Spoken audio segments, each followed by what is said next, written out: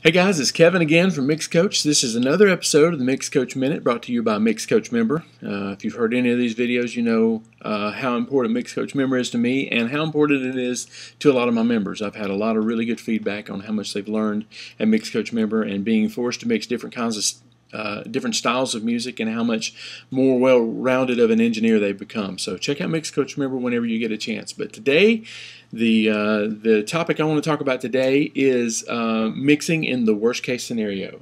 As you know from the last couple of episodes, I'm actually helping a friend learn to mix, and we covered some of these topics like in just a rapid-fire kind of question and answer session a few days ago, and these are some of the questions or some of the concepts that I gave him about mixing. And if you've been listening to me at all, or you listen to Graham, or you listen to Joe, we all agree that mixing mono is a very important thing. I want to reiterate that and tell you that it just doesn't get any more important than being able for your mix to translate in mono. Because if you think about it, I just thought of this. When I listen to a song on my iPhone, it doesn't come out both speakers, and if it did, it would still sound mono. This is the way I listen to it on my speaker.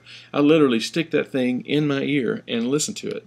That's the worst case scenario. And if my mix sounds good on this iPhone, or on a broken set of headphones or a bad set of monitors, then I am perceived as a well-rounded good mixer. So it's very important that you make your mixes sound good in mono. A couple things you can do is just mono the monitoring system that you have. If you have a big knob or if you have a control surface, you can click the button that says mono. In my system, it doesn't translate into headphones, which I mix on headphones quite a bit. You may want to put something across a master bus that monos things. There are plugins I'm sure that you can use to do that, including ozone and things like that. But I use a thing from Waves called S1, and I make the width mono, and I listen to it. And when it's bypassed, it's stereo, and when it's on, it's mono. It's that simple. And then I do the majority of my mix, probably 80% of my mix, in mono. And that makes my ear concentrate on what's important. If I can't get enough snap out of the kick, if the snare seems to be disappearing, the more I push it, the louder it gets, but the less punchy it is, that tells me from experience that it's a phase issue. And you will have, if you have stereo recorded instruments at all, and you have stereo reverbs, you're going to have phase issues, because the phase issues are what makes it sound wide in stereo, along with the panning. If you have a bunch of mono instruments, you probably won't have this problem as much. If you have stereo or even poorly recorded stereo instruments, acoustic guitar, piano, those are mainly piano and mainly drums.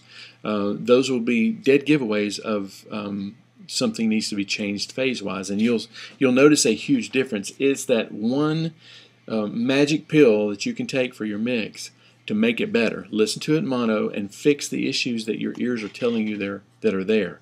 A wimpy snare, a floppy kick, a bass guitar that doesn't seem to be translating. Flip the phase on those guys, and you'll see that in mono it starts to sound good.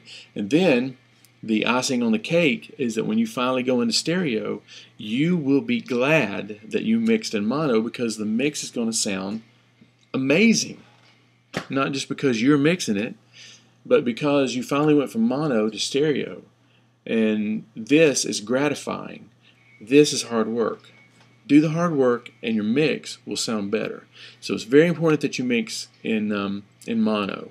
And how much time you want to spend there is up to you.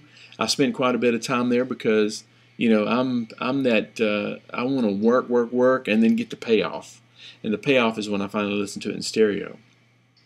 Now, you might need to do a few adjustments when you put it in stereo, depending on how well the stereo instrument's recorded. You might want to, if you mix in mono, your vocal may be a little light when you go to stereo. That's no big deal. Push the vocal up, because you know that consistent with the track, the vocal is going to be the same. So your vocal is going to be consistent with the track if you've mixed in mono and if you've got the track sounding good. So you may have to make a few fine adjustments when you get done, but I promise you, if you will mix in mono, and spend most of your time there, your mix will translate better. Okay?